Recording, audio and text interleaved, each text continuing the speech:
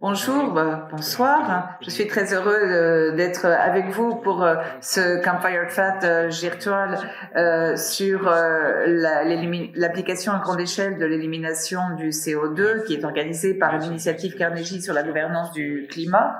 Nous avons 4 experts de premier plan qui vont se présenter ensuite. Aujourd'hui, nous allons avoir un débat dans ce Campfire Chat virtuel. Nous n'allons pas faire de grands discours. Le but est d'avoir un débat très animé et d'avoir également le temps de répondre aux questions des spectateurs. Je suis Janus Pasteur, directeur exécutif de l'initiative Carnegie sur la gouvernance du climat, C2G. C'est une petite initiative financée par une fondation qui a pour but de favoriser la création d'un système efficace de gouvernance pour les technologies de modification du climat, que sont l'élimination du CO2 et la modification du rayonnement solaire. Nous sommes impartiaux quant à l'utilisation ou la non-utilisation de ces technologies. Dans le cadre de notre stratégie, nous visons à fournir des connaissances sur ces technologies avec différents points de vue et différentes activités comme celui d'aujourd'hui. Nous avons organisé différentes activités dans le cadre des programmes C2G Learn et C2G Discuss et qui font intervenir plus de 50 experts qui viennent d'horizons différents, technologiques, culturels et sociaux pour débattre de ces thèmes. Aujourd'hui, la réunion vise à montrer qu'il y a un grand nombre de points de vue sur ces questions et d'exprimer différents points de vue de la part de nos invités. Et nous comprenons non seulement quelles sont ces positions, mais aussi pourquoi ils les défendent. Il ne s'agit pas d'arriver à une conclusion commune ou de convaincre les uns et les autres, mais il s'agit de comprendre qu'il y a différents points de vue et pourquoi nos invités les défendent. Comme nous le verrons, les questions sont très diverses. Et les points de vue exprimés par les conférenciers sont les leurs, et de même que les questions envoyées par les spectateurs eh bien, sont également les leurs. C2G ne tranche pas sur la question, mais nous croyons qu'il est intéressant d'avoir ce débat et qui va apporter sur la question de gouvernance. Grâce au groupe d'experts intergouvernemental sur le changement climatique, nous sommes conscients qu'il nous faudra avoir recours à l'élimination du CO2 à grande échelle pour atteindre l'objectif d'1,5 degré. Mais jusqu'à quel point, quand, avec quel type de technologie? Eh bien, ça, c'est à la société d'en décider. Et ce sont des questions importantes. Quel rôle vont jouer ces technologies? Quels sont les bénéfices, les risques? Comment avons-nous un équilibre entre les bénéfices qu'il faut évidemment maximiser et les risques qu'il faut minimiser?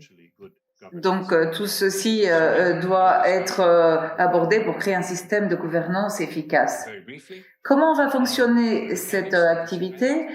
Nous allons d'abord laisser à chaque intervenant la possibilité de parler pendant 4 minutes pour apporter ses commentaires. Et puis, nous allons avoir un dialogue entre les invités que je tenterai d'animer. Et parallèlement à cela, j'invite nos spectateurs à envoyer leurs questions et les questions pourront recevoir des votes. Et donc, plus une question aura de vote, plus elle sera susceptible d'être posée.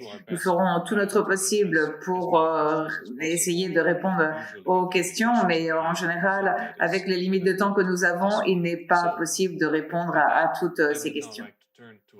Nous allons donner la parole à notre invitée, Sabine Fuss. Nous vous écoutons attentivement.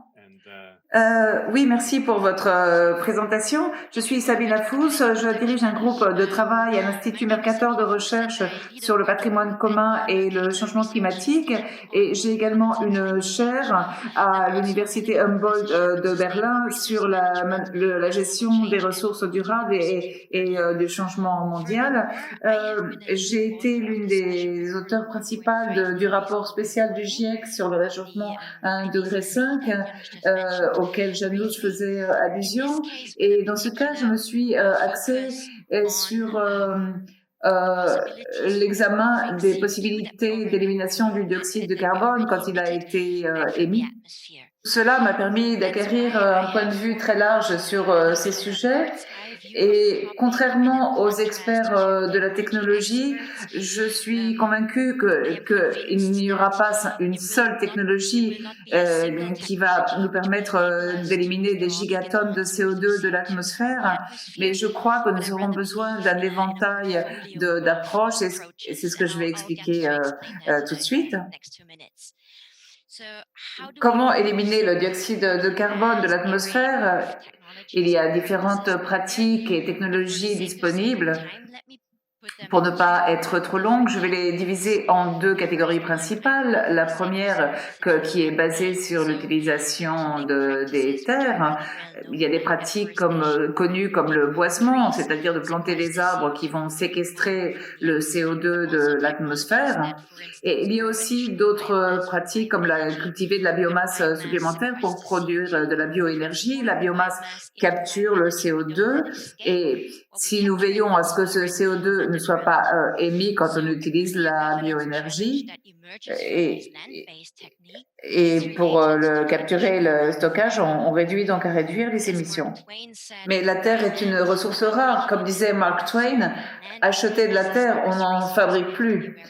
Il faut être très conscient de cela et du fait que la terre peut être utilisée dans d'autres buts, comme nourrir une population qui augmente ou préserver la diversité biologique. C'est-à-dire qu'il faut trouver une façon durable d'élargir ces technologies et d'éviter qu'elles n'entrent en conflit avec d'autres objectifs de politique. Et ces technologies basées sur la Terre peuvent arriver à saturation ou inverser l'élimination du CO2, par exemple, s'il y a des incendies. Mais un changement de régime peut aussi mettre en danger les puits naturels de carbone. Par exemple, nous avons l'exemple du Brésil.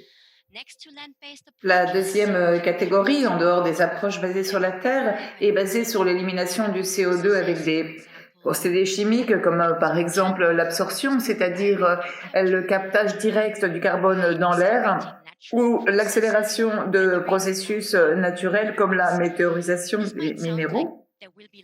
Et il semble que cela s'accompagnerait de moins de défis de gouvernance, mais ces approches sont énergivores et sont donc chères.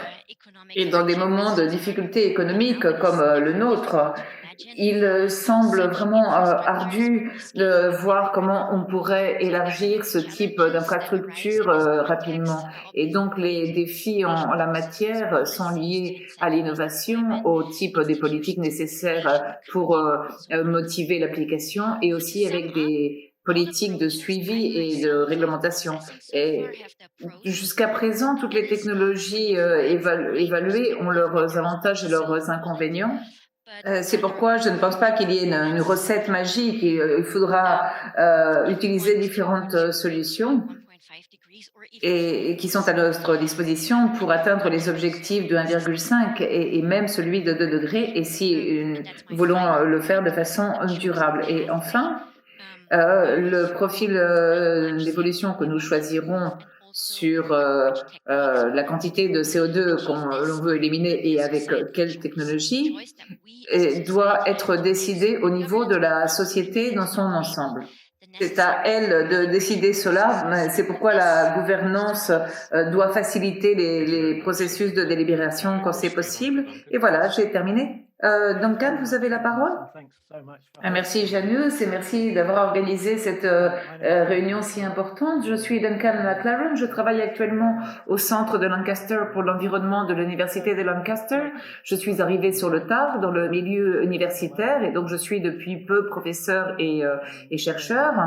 Après avoir mené une carrière dans l'organisation de campagnes sur l'environnement et l'écologie, et dans le cadre de tous les travaux que j'ai alors menés, j'ai vu que le fil conducteur était la justice.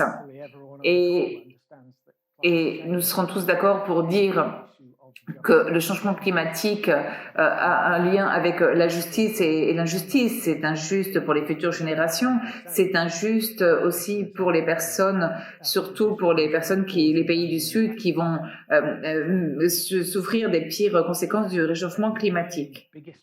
Ceci étant dit, ce qui me préoccupe le plus quant à l'élimination du CO2, c'est que en grande mesure, ce sont une des promesses sur l'avenir, sur ce que l'on peut faire pour lutter contre le changement climatique. Et nous avons déjà beaucoup de promesses sur ce que l'on peut faire à l'avenir. Et pourtant, on voit on continue à produire des émissions et même qu'elles augmentent. Et si nous voulons avoir une justice climatique, il faut que nous accélérions la réduction des émissions et atténuer le plus vite possible. Et par ailleurs, le travail que j'ai effectué à l'Université de Lancaster ces dernières années était axé sur la façon de stimuler l'élimination de CO2 à titre de complément, comme une façon d'accélérer l'action climatique et pas comme une excuse de rester les bras croisés. Toutefois, il y a de nombreuses raisons de s'en faire, car on voit que ça s'utilise comme une excuse pour ne rien faire. Je vous donne deux exemples. Donald Trump, qui est un climato-sceptique par excellence, appuie l'initiative de planter 1000 milliards d'arbres, c'est-à-dire qu'il préfère planter des arbres plutôt que de fermer les mines au charbon, les centrales au charbon ou de réduire les émissions. Et on dirait que c'est l'approche sur le changement climatique des républicains aux États-Unis actuellement. Et c'est une façon de justifier leur échec à ne pas réduire assez les émissions. Et je crois que les avantages de planter des arbres sont incertains et je crois qu'on les a grossis. Un autre type de promesses sont faites par des entreprises comme Microsoft ou British Petroleum, BP, qui avancent qu'elles vont avoir un niveau d'émissions de net zéro et même qu'elles vont avoir des émissions négatives.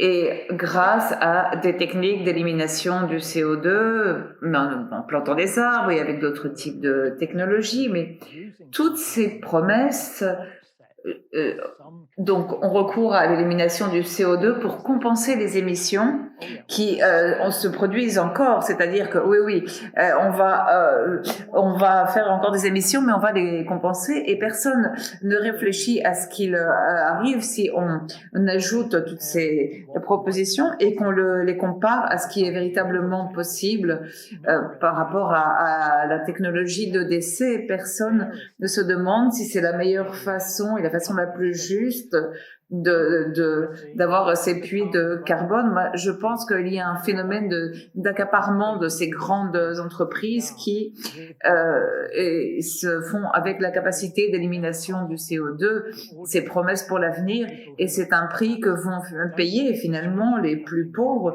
qui ne devraient peut-être pas réduire ces émissions et qui vont vraiment faire face au pire de ces politiques de réduction d'émissions. Merci beaucoup, Duncan. Nous allons passer à l'autre personne. Tout cela est intéressant. Stéphane? Merci, Janos. Merci, Sabine et Duncan, pour vos commentaires très intéressants. Je veux d'abord parler comme scientifique. Je travaille par le réseau international Cannes. Et je suis aussi conseiller politique et j'ai travaillé avec le GIEC. Donc, je connais bien les défis auxquels nous faisons face. Et je crois qu'il ne s'agit pas de choisir une option ou une autre. On ne peut pas aller sur cette pente glissante. Il faut réduire drastiquement les émissions de sources traditionnelles et très vite et d'une façon juste et équitable.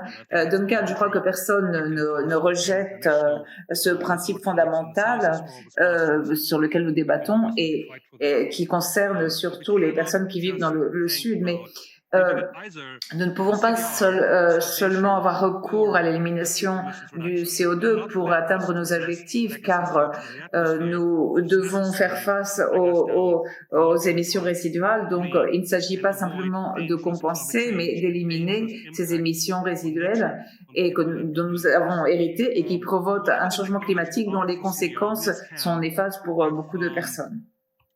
Nous avons choisi les solutions fondées sur la nature qui éliminent le carbone de l'atmosphère et grâce à des méthodes naturelles, c'est-à-dire en protégeant et en restaurant les écosystèmes, cela nous semble le meilleur choix.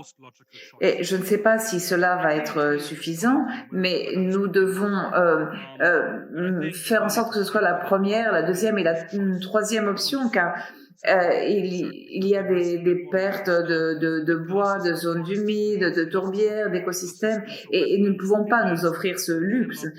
Nous devons l'éviter non seulement pour le changement climatique, mais aussi pour les conséquences que cela a sur les écosystèmes, les droits des peuples autochtones, la sécurité alimentaire et autres. Donc, il y a vraiment beaucoup de raisons qui font que ces solutions fondées sur la nature, surtout la protection et la restauration de l'écosystème, doivent prendre de l'importance.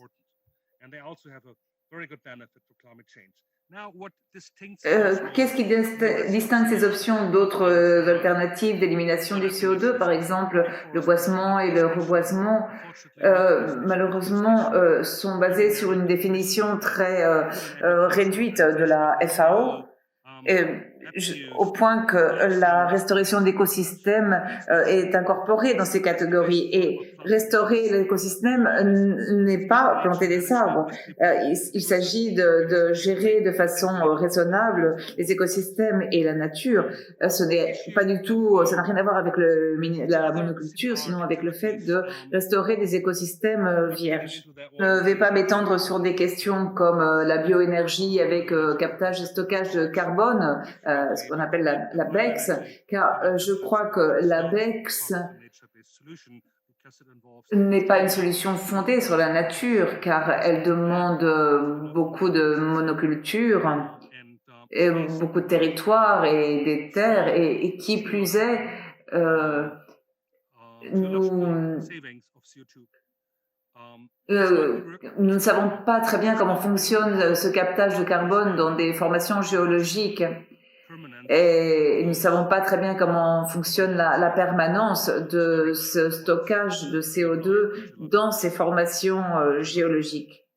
Par ailleurs, nous préférons les solutions fondées sur la nature, c'est-à-dire la restauration et la protection des écosystèmes, car depuis le début de la révolution industrielle, à l'échelle mondiale, nous avons perdu entre 500 et 600 gigatonnes de CO2. Et avec cela, on réussirait à réduire de façon importante les émissions avec l'élimination des combustibles fossiles, donc en misant 100% sur les énergies renouvelables, avec des technologies de stockage, c'est-à-dire avec toutes ces alternatives ensemble, nous pourrions atteindre notre objectif. Il ne s'agit pas de choisir telle ou telle option, donc il faut miser sur les ONG, sur la société civile. En outre, il y aura d'autres opportunités qui apparaîtront au fil du temps. Je crois que l'élimination du CO2 à l'aide de minéraux renferme un grand potentiel. Nous verrons ce qui arrive à l'avenir, mais pour le moment, nous devons réduire les émissions de sources traditionnelles et apporter des solutions fondées sur la nature. Cela nous donnera des bénéfices, pas simplement pour le changement climatique. Sabine, vous avez travaillé pour le GIEC et il y a un profil d'évolution, le P1, qui n'est une hypothèse, ce n'est pas une prédiction, mais c'est une hypothèse qui envisage la possibilité de décarboner l'économie,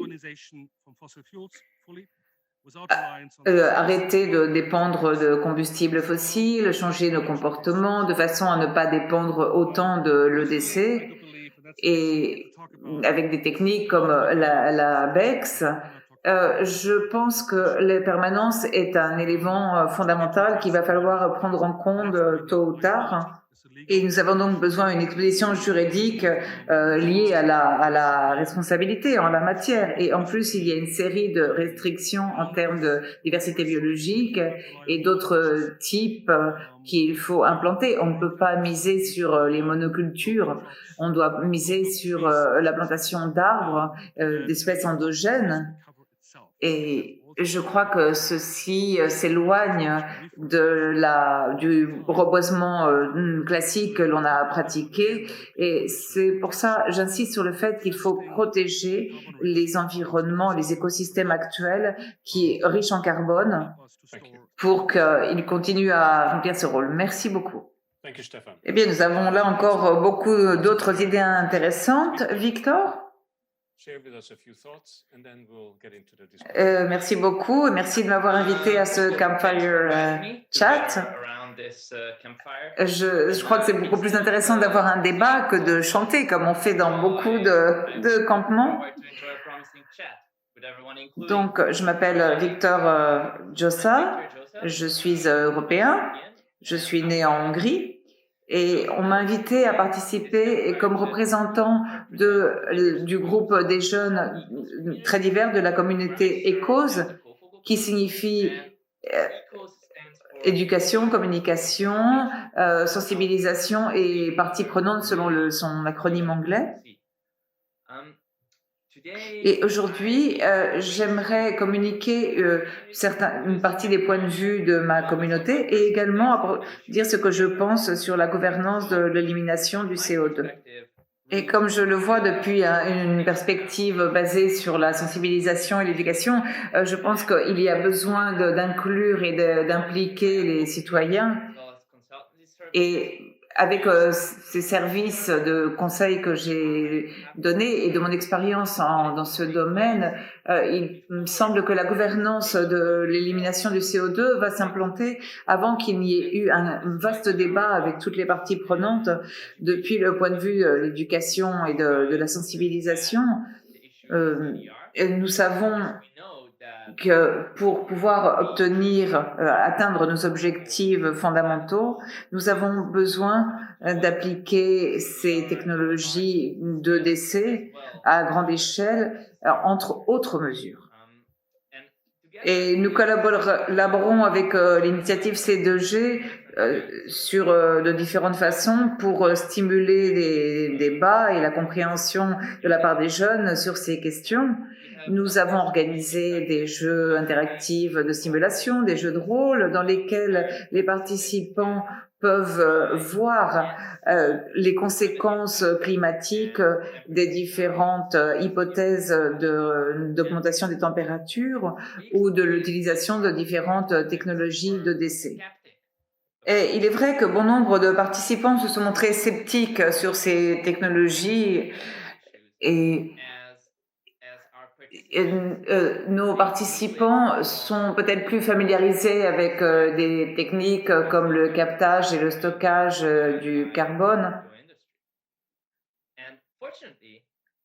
Mais il est vrai que nous voyons que grâce à ces jeux de rôle interactifs, aux simulateurs basés sur En-ROADS, et grâce aussi au contenu créatif comme les infographies conviviales de C2G, on peut donner aux gens les outils nécessaires pour augmenter leur point de vue sur les opportunités et sur les risques qui sont liés à l'élimination du CO2. Et actuellement, les approches d'élimination de CO2 sont encore très abstraites et je crois que les citoyens, les générations à venir, mais aussi les décideurs politiques doivent s'engager sans cesse dans des débats sur la gouvernance grâce à des récits, des contenus créatifs, des dialogues constructifs.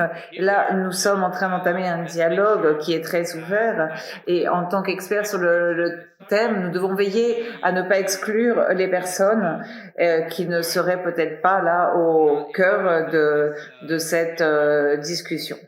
Merci beaucoup. Victor. Nous savons combien de participants nous avons, mais nous ne savons pas d'où ils et elles viennent. Mais il est clair que nous faisons tout notre possible pour avoir avec nous des experts de différents horizons, formations, emplacements géographiques. Et ces deux programmes, C2G Learn et C2G Discuss, donnent de bons résultats, même si nous n'avons pas toujours eu le nombre de conférenciers que nous aurions souhaité pour tous nos événements. Bon, je vous propose la chose suivante. J'ai des commentaires que j'aimerais vous faire ou des idées à mettre sur la table, mais j'aimerais tout d'abord vous donner la possibilité de réagir, de rebondir sur ce qu'ont dit les autres. Est-ce que vous voulez vous poser des questions? Duncan? Oui, je voudrais rebondir sur une chose qu'a affirmé Stéphane. C'est une question que j'adresse à tous les conférenciers. Stéphane a dit qu'il ne s'agit pas de choisir telle ou telle option, et c'est certain. Tous les participants à cette visioconférence le savent, mais je ne pense pas qu'il est très clair pour les intérêts politiques et des entreprises qui sont les plus importants au monde. Il n'est pas très clair qu'il s'agit d'opter pour une option ou une autre. Et j'aimerais donc demander aux conférenciers s'ils ont confiance dans la compréhension des politiques, à savoir qu'il ne s'agit pas d'un dilemme et qu'il faut miser sur les deux choses, c'est-à-dire de tenter tout d'abord d'arrêter d'utiliser des combustibles fossiles. Quelqu'un veut répondre, Stéphane? N'éteignez pas vos micros, laissez-les ouverts pour que le dialogue soit plus dynamique. Merci Duncan, je suis complètement d'accord, nous ne sommes pas naïfs. Nous savons qu'il y a certains éléments inadéquats dans ces technologies d'élimination du CO2 et il faut veiller à ce que les entreprises pétrolières n'utilisent pas cette technologie pour dissimuler les émissions qu'elles continuent à libérer dans l'atmosphère. Mais nous ne pouvons pas le contrôler, cela. Moi, ce qui me préoccupe, en plus de miser sur les solutions basées sur la nature, la protection des écosystèmes, donc ce qui me préoccupe, c'est que les compagnies pétrolières, les entreprises de combustibles fossiles et de pétrole aussi gazières, misent de plus en plus pour la protection, par exemple, des forêts tropicales, pour compenser les émissions polluantes qu'elles produisent, et je crois que c'est illégitime et que c'est complètement inacceptable et c'est une lutte politique qu'il faut livrer. Et tant qu'il y aura ce système d'échange, eh bien le CO2 est le CO2 et une gigatonne est une gigatonne. Et je crois que depuis un point de vue politique, il faut lutter pour qu'il y ait plus de clarté sur les différentes formes d'atténuation et savoir quelles sont les plus adéquates. On ne peut pas confondre les différentes formes d'atténuer les gaz polluants. Il faut être très clair sur les secteurs qui doivent atténuer et comment ils doivent le faire. Et donc, il faut pour cela une transparence et une plus grande implication politique et scientifique. Je peux ajouter quelque chose à ce qu'a ajouté Stéphane? Je voudrais réagir sur ce qu'il a dit quand il a dit qu'on ne pouvait pas contrôler cela. Mais je pense que, d'une certaine mesure, comme nous sommes scientifiques, nous avons la responsabilité, car nous donnons des cadres et nous donnons les résultats, et donc il nous incombe de le faire bien. Je ne dis pas qu'on le fait bien, mais il faudrait nous améliorer. La communication en tant que telle est une science, et je crois on peut vraiment beaucoup s'améliorer pour communiquer. Et je m'inclus dans le lot. Merci Sabine. Quand je dis nous, je parle des ONG. Ah, d'accord. Merci. Je ne dis pas que les scientifiques peuvent contrôler quelque chose, mais ils peuvent tenter de le faire et d'apporter leur petit grain de sable. Sabine, vous avez dit que ce sont des décisions qui incombent à la société civile. Je vais vous faire une question un petit peu provocatrice. Pourquoi ce ne sont pas les scientifiques qui doivent prendre ces décisions, car ils ont toutes les réponses, toutes les informations? Eh bien, je crois que c'est la société qui doit décider ce qui est acceptable et ce qui ne l'est pas. Par exemple, l'objectif de 1,5 degré est une décision qui en vienne de la non-acceptation des conséquences que supposerait un réchauffement climatique plus élevé. Donc, le monde ne va pas s'arrêter si nous dépassons un réchauffement climatique de 1,5, surtout que c'est un chiffre moyen de température, mais on n'accepte pas qu'une partie de la société souffre les pires conséquences qu'aurait ce réchauffement climatique. Si on pousse un peu cette réflexion, eh bien, on revient à ce que disait Stéphane, à savoir que dans le dernier rapport du GIEC, il y avait un profil d'évolution où on réduit les émissions à court terme de telle façon qu'il n'est pas nécessaire d'avoir autant recours aux émissions négatives ni à l'élimination du CO2. On pourrait simplement utiliser des solutions fondées sur la nature. Et je répète, c'est une option, c'est une décision qui doit être prise. Si l'on veut miser sur ces profils, il faut agir en conséquence. Mais ce ne sont pas les scientifiques qui doivent prescrire la solution. Les scientifiques doivent évaluer les différents risques liés à chacun de ces profils et s'il y a des profils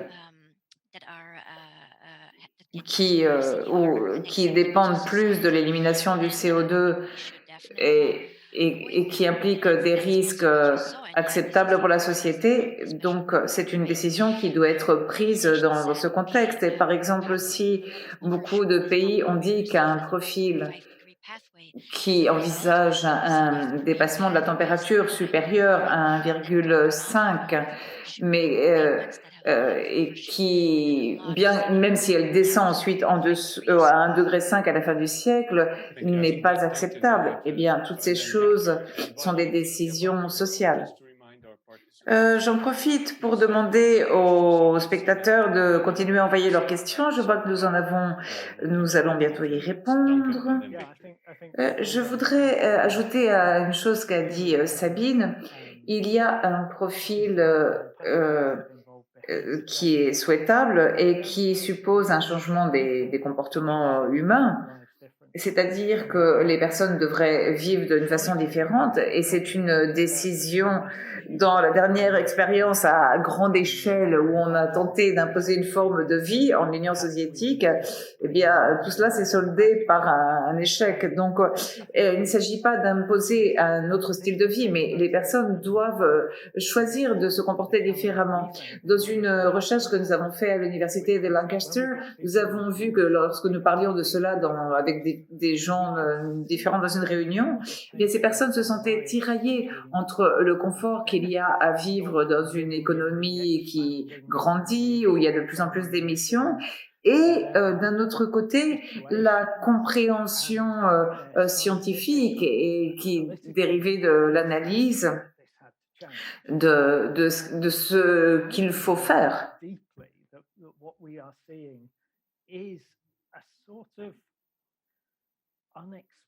Et finalement, je crois que nous devons être conscients du fait qu'il y a un désir exploré de choisir un profil plus facile qui nous permette de continuer à vivre comme nous le faisons actuellement dans ce luxe relatif des pays du Nord, tout en profitant de ces avancées technologiques qui vont éliminer de plus en plus de carbone.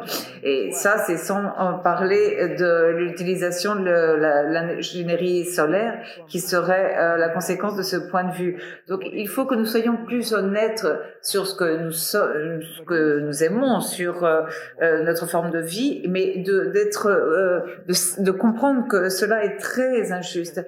Et cela me conduit à nouveau aux motifs pour lesquels ce ne sont pas les scientifiques qui doivent prendre ces décisions.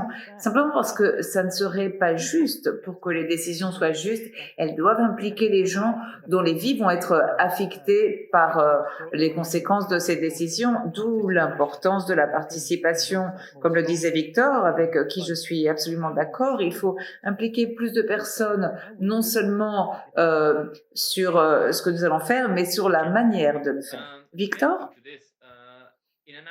Dans un monde idéal, les scientifiques préviendraient la communauté ou les communautés dans leur ensemble des risques qui sont liés à certaines options, et afin que les citoyens et la société puissent réagir et adopter ou décider d'adopter certains changements ou épouser certaines causes. Et alors, entrerait en jeu le cadre normatif et les décideurs politiques pour appliquer un cadre qui réponde à cette demande sociale. Et ce cadre devrait voir la participation des scientifiques, car ce cadre normatif devrait être étayé par les conclusions scientifiques et les résultats. Et si l'une de ces parties présentes n'est pas là, ou que ce monde idéal que nous avons construit s'écroule.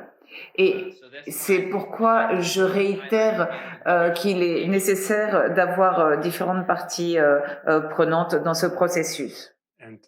Oui, absolument. Et pour commencer, nous ne vivons pas dans un monde parfait ni dans un monde juste. Nous avons parlé avant des entreprises pétrolières et gazières qui ont un grand pouvoir et qui donc occupent un grand espace dans ce débat. Et qui est sur le travail technologique et aussi sur les possibles solutions que l'on pourrait trouver, mais aussi pour trouver des solutions qui avantageraient ces entreprises. Et c'est pourquoi il faut se demander jusqu'à quel point nous pouvons avoir conscience dans ces grandes entreprises de combustibles fossiles pour que ce soit elles qui appliquent des solutions à long terme. Puis-je avoir votre avis, Stéphane? Oui, je crois que ce que je vais dire ne va surprendre personne. Tout dépend de ce que vous dites. Non, on ne peut pas avoir confiance dans ces entreprises car ça fait 50 ans qu'elles se moquent de nous. Je crois que nous sommes tous conscients de cela et que nous pouvons être d'accord sur le fait qu'elles bénéficient d'un climat social, économique et politique grâce à laquelle son champ d'affaires a grandi. Il y a de plus en plus d'exploration. On investit environ 1000 milliards par an en énergie et cette énergie est actuellement basée sur les combustibles fossiles. Et c'est vraiment un délit climatique, c'est un crime climatique qu'ils perpétuent et dont ils sont conscients. Mais finalement, ils recherchent des bénéfices pour ces actionnaires. Comme société et comme citoyens responsables, nous devons veiller à ce que ces entreprises ne parviennent pas à leur fin et utilisent de façon adéquate la protection des bois et des jungles pour continuer à croître, pour que leurs activités croissent, au lieu de réduire les émissions de CO2, car ce qui est important, c'est d'arrêter de sortir du CO2 de la Terre. Et non, nous ne pouvons pas avoir confiance en elle car elle triche avec le climat depuis très longtemps. Quelqu'un veut ajouter quelque chose?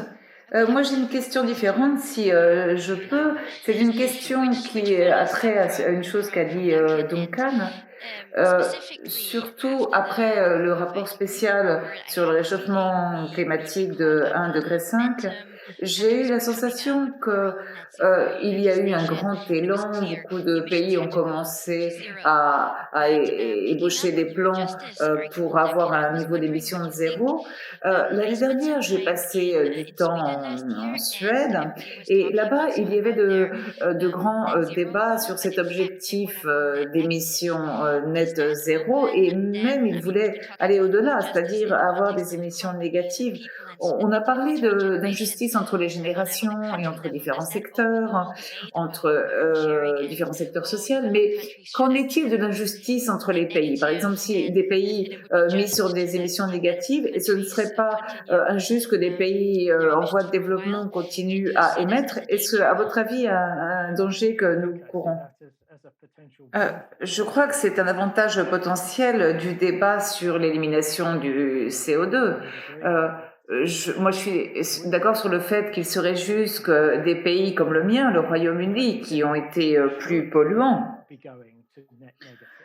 misent sur les émissions négatives. Il y a quelque temps, nous avons publié un article qui s'appelle Au-delà des émissions zéro net, et les pays riches devraient prendre ces émissions, ce niveau d'émissions zéro net comme un point de départ.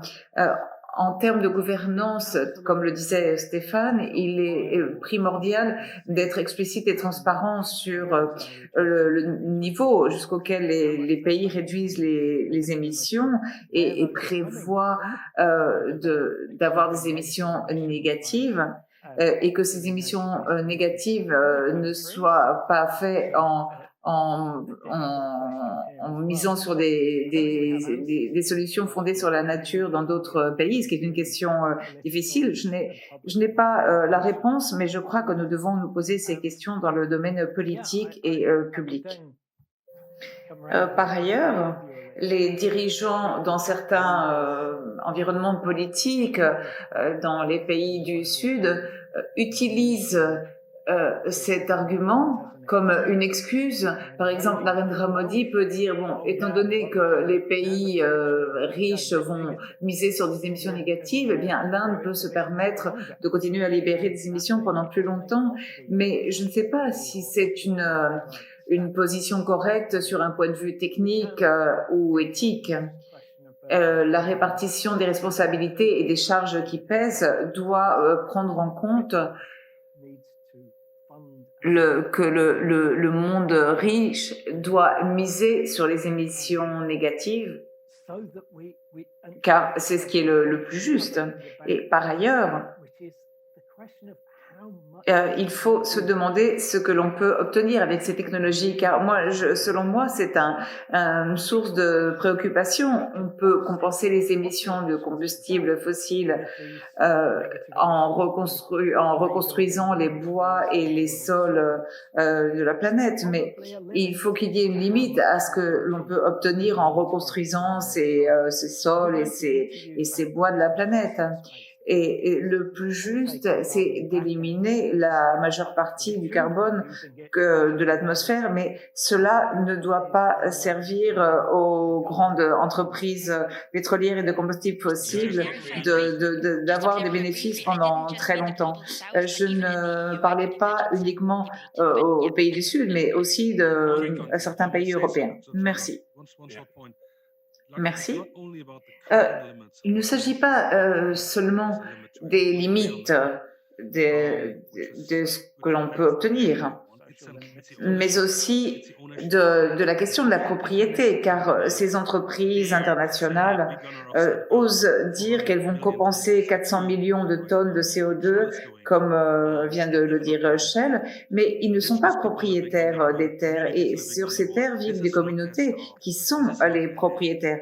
Ce ne sont pas les terres des entreprises, et donc c'est une nouvelle attaque qui est perpétrée contre des communautés autochtones, d'autres types de communautés, contre la diversité biologique également, et qui sont des questions qu'il faut aborder au-delà du simple changement climatique. Victor, et ensuite nous allons passer aux questions de nos spectateurs, car il y en a beaucoup. Les pays riches doivent miser sur ce changement, comme disait Duncan, mais j'aimerais à nouveau évoquer la diversification des parties prenantes à Bruxelles. J'ai parlé de ce thème avec des représentants de la Commission européenne et en général, ils sont enclins à ouvrir ce cadre de dialogue pour inclure d'autres interlocuteurs, mais il est clair que l'industrie des combustibles fossiles, qui est l'un des interlocuteurs, en particulier dans un endroit comme l'Union européenne, Eh bien, selon ce qu'ils nous disaient, ils sont dans une bonne position pour impulser ce changement car ils ont les moyens, ils ont les connaissances nécessaires pour déclencher ce changement. Par exemple, il y avait, on parlait des interlocuteurs dans le secteur de l'hydrogène. Donc, quand on parle de la diversification, il faut garder à l'esprit que la diversification veut dire qu'il y aura plus de ces interlocuteurs également. Merci beaucoup, Victor. Je crois que nous devrions organiser un autre débat sur le rôle que peut jouer le secteur privé. Mais nous allons passer aux questions des spectateurs. Il y en a beaucoup.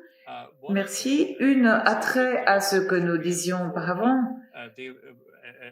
Elle concerne la faisabilité politique du fait d'avoir plusieurs des objectifs séparés pour d'un côté l'atténuation et de l'autre côté l'élimination. C'est-à-dire que les objectifs d'atténuation et d'élimination seront différents et de façon indépendante. Qui veut dire quelque chose?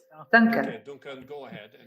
Il y a peu, nous avons publié un article dans Frontiers in Climate sur un modèle qui n'est pas parfait, mais qui est intéressant. Et au Royaume-Uni, la façon dont le comité sur le changement climatique fixe des objectifs est un exemple parlant de la façon d'aborder ces questions. Et l'objectif est d'atteindre un niveau d'émission zéro net, mais cela dit jusqu'à quel point on va avoir recours à l'atténuation, 90%, et en dernier recours à l'élimination des émissions de carbone résiduelles, c'est-à-dire qu'on compense ces émissions résiduelles avec l'élimination du CO2, et là c'est 10%. Et qui plus est, on voit comment fonctionne l'élimination de l'E2C et on fixe des buts dans le territoire des États-Unis, donc ça évite la question délicate de l'importation de compensation de carbone. Et par ailleurs, le système fixe un système budgétaire de 5 ans pour les émissions nettes, afin d'avoir une périodicité détaillée au fil du temps. C'est pas un modèle parfait. Il manque des mesures de reddition des comptes. Il manque fixer les responsabilités juridiques, qui sont des questions nécessaires. Mais je crois que c'est un bon exemple de la façon de voir qu'un gouvernement qui est plutôt néolibéral peut assimiler des objectifs différents pour l'atténuation et l'élimination. Nous allons aborder la question de la permanence. Stéphane en avait parlé en disant que le stockage géologique peut s'avérer difficile. Jusqu'à quel point ce point de vue est-il unanime et quels sont les soucis de stockage dans les formations géologiques et comment pouvons-nous faire en sorte que les solutions fondées sur la nature, dont les avantages sont clairs aux yeux de tout le monde, fonctionnent bien? Qui souhaite répondre? Stéphane, et puis ce sera au tour de Sabine. Sur le thème de la permanence du stockage dans les formations géologiques, nous pensons tous que ce stockage de CO2 dans les formations géologiques est plus sûr ou moins exposé à la décomposition que le stockage biologique de carbone. Mais en 25 ans de captage et stockage de carbone, nous avons stocké entre 25 et 30 millions de tonnes, ce qui représente 0,015% de toutes les émissions de CO2, malgré le grand pouvoir de l'industrie pétrolière et gazière et de tout l'argent qu'ils ont. Ils n'ont rien fait de plus car ce n'avait pas de sens sur le plan économique. Par ailleurs, il y a beaucoup de formations géologiques qui n'ont pas fait l'objet des études suffisantes permettant de définir qu'elles sont aptes à stocker le carbone sur le long terme. Il y a un grand gisement qui a fait l'objet d'études sérieuses, et c'est celui de Sleipner en mer du Nord. il pourrait stocker entre 50 et 100 millions de tonnes, mais il y a des propositions qui disent qu'il faudrait stocker entre 1 ou 2 gigotonnes de carbone par an. On va tous dépendre de ce gisement de Sleipner. Ah, je crois qu'il faut établir une responsabilité juridique pour le stockage. Je n'ai encore vu aucun contrat dans ce sens. Au Canada, aux États-Unis, par exemple, la récupération assistée du pétrole, pratiquement inexistante. Euh, Même l'Agence internationale de l'énergie ne la considère pas comme une forme permanente de stocker du carbone. Et puis, il faut voir qui va assumer les coûts de fuite éventuels, qui va endosser la responsabilité de ce type de choses. Il n'y a pas encore de contrat qui établisse une responsabilité juridique claire. Par ailleurs, il faut bien calculer, car autrement, toute proposition servira à mettre la poussière sous le tapis. Sabine, pour revenir à l'évaluation du GIEC, les géologues montraient que, en principe, il y a une capacité suffisante pour le stockage géologique, au moins potentiellement. Mais un des problèmes est que cette capacité ne peut pas être accessible rapidement, surtout que nous avons de moins en moins de temps. Comme je le disais, j'ai été en Suède l'année dernière. Là-bas, ils étudient ils envisagent de capturer directement du CO2 dans l'air. Et quand je leur demandais où ils allaient le stocker, ils me disaient qu'ils avaient une capacité de stockage, mais que cette capacité avait besoin de temps. Donc, c'est pour ça qu'ils s'associent avec les Norvégiens dans le projet Northern Line, qui a beaucoup appris de ce gisement de Sleipner, mais ils investissent aussi dans d'autres capacités pour pouvoir stocker le CO2 d'autres pays. Mais il est clair qu'il faut bien compter, car si le CO2 est transporté par bateau, on a encore des émissions négatives, mais il y a beaucoup de défis qui sont liés aux applications de cette dynamique. Et finalement, celle-ci pourrait réduire la quantité d'émissions négatives. Mais et, compte tenu des scénarios du GIEC, nous sommes loin d'avoir la capacité de stockage sur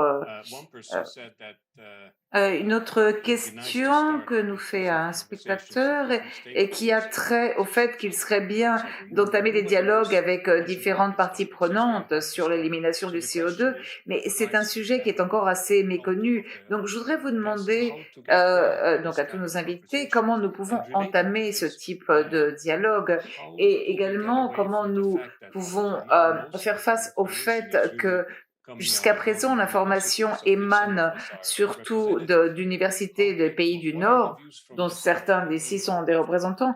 Et alors, qu'en est-il du point de vue des pays du Sud comment pouvons-nous l'intégrer?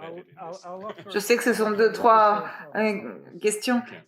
Je vais essayer de répondre à la deuxième. Et je vous prie de m'excuser, c'est pas vraiment une réponse, c'est davantage une réflexion. L'idée de la décolonisation de systèmes éducatifs et des institutions est de plus en plus prégnante grâce au travail extraordinaire des militants du mouvement Black Lives Matter aux États-Unis. Et dans l'université de Lancaster et dans d'autres, nous nous penchons sur cette question et nous devons le faire aussi dans ce système. Avant, j'étais surpris de voir que nous parlions de différentes hypothèses sur le volume d'élimination du CO2, les coûts qu'il y aurait pour les efforts d'atténuation. Et tous ces modèles surgissent d'une tradition économique qui véritablement est coloniale. Et si nous voulons décoloniser ces systèmes, il faut abandonner ces traditions. Et cela crée aussi une forte tension, car on ne peut pas demander aux aux personnes privilégiées, souvent des hommes blancs dont je fais partie, de faire peser le poids de ce travail sur des personnes défavorisées, les femmes, les gens de couleur, et leur demander de nous dire ce que nous devons faire.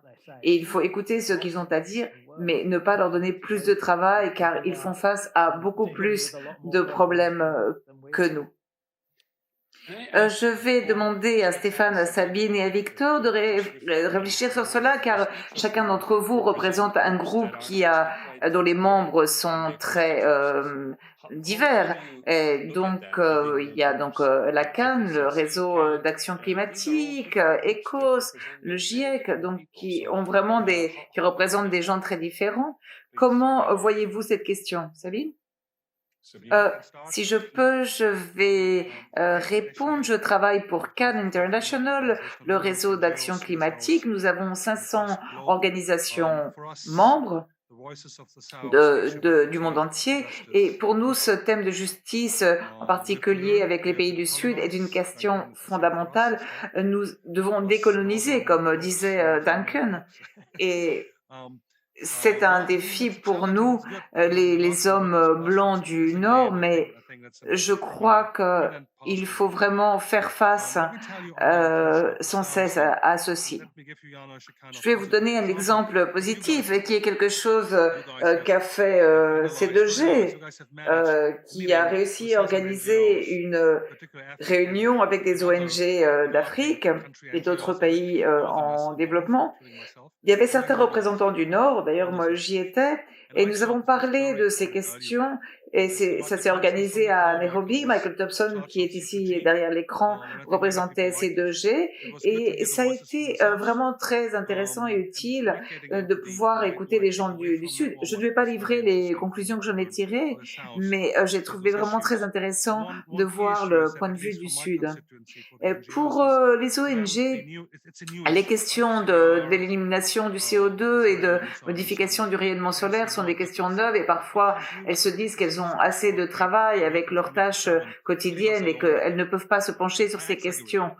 J'exagère peut-être, mais ces organisations font face à un manque de financement de la part de la société civile et doivent traiter des problèmes quotidiens de survie, de sécurité alimentaire, de sécurité de l'eau, le manque de ressources et bien sûr maintenant la crise de la Covid. C'est-à-dire qu'elles ont un manque de ressources et donc et elles ne peuvent pas aborder ces thèmes avec tant de précision. Dans le GIEC, dans la Convention cadre des Nations Unies et la CAN, la communauté scientifique, nous devons penser à la façon d'inclure la voix et le point de vue du Sud et surtout comment les inclure dans la prise de décision pour que ne soient pas toujours les mêmes qui décident ce que l'on doit faire. Et cela demande un changement culturel, non seulement pour la modification du rayonnement solaire ou le décès, mais aussi pour d'autres questions comme le régime d'échange d'émissions ou d'autres types de sujets. Et les ONG du réseau Cannes sont majoritairement représentés, enfin des représentants du Nord, mais les choses sont en train de changer et il faut que nous continuions dans cette voie. Et un exemple, l'équipe de direction et le secrétariat de la CAN a déjà opéré ce changement car je suis complètement minoritaire, je suis le seul homme qui vienne de la région de la zone OCDE. La majeure partie de l'équipe est composée de femmes, il y a 20 femmes pour 6 hommes et vraiment c'est fantastique car nous avons des points de vue différents et vraiment je le dis du fond du cœur. Donc, il faut apprendre à nous transcender et comprendre que le caractère inclusif implique que nous sortions de notre zone de confort. Et moi, je venais du Fonds mondial de la nature qui est très enraciné dans le Nord, et maintenant j'ai changé d'environnement et je suis content. Sabine? Vous voulez que je parle au nom du GIEC, mais je dois dire que j'ai fait mes premiers pas avec le GIEC pour le rapport spécial, et qui a été spécial pour différentes raisons, car il y avait plus de scientifiques, de sciences sociales, plus d'équilibres régionaux, et en plus il y a eu un chapitre consacré aux risques que cela suppose pour le développement durable.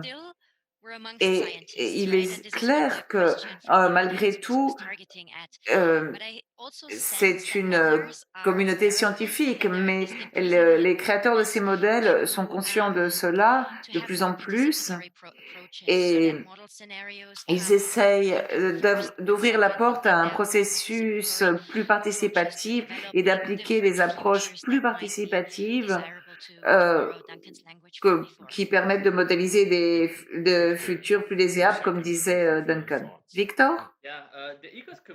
La communauté ECO se compose également d'acteurs très différents, des ONG, des organisations confessionnelles, mais aussi des instituts de recherche. Et dans notre travail de plaidoyer et de pari pour l'inclusivité, nous avons conscience du fait que bien que la participation soit soi-disant ouverte, eh bien en réalité tous les membres n'ont pas les mêmes opportunités de participer. Par exemple, sur certains thèmes, eh bien ce que nous faisons, c'est nous tentons de compenser qu'une région ait plus de poids ou certains membres aient plus de poids et plus de connaissances sur un thème, alors que les autres peut-être sont experts dans d'autres. Donc nous tentons de trouver cet équilibre pour que tout le monde trouve sa place, car nous ne pouvons pas demander à tout le monde d'avoir le même niveau de connaissance.